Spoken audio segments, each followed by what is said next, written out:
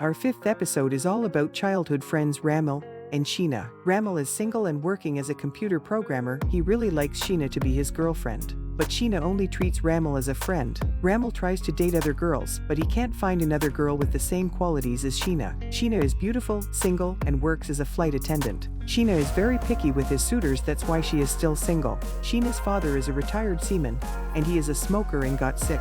He did rehabilitation for his recovery, but as we know, stopping cigarettes is hard to do instantly. So, his father occasionally smokes cigarettes if no one is looking. Sheena's family doesn't know what to do, so they consult the doctor again. The doctor told them that besides the rehabilitation and medicine, Sheena's father must have something to do to make him busy to divert his attention to help him forget smoking.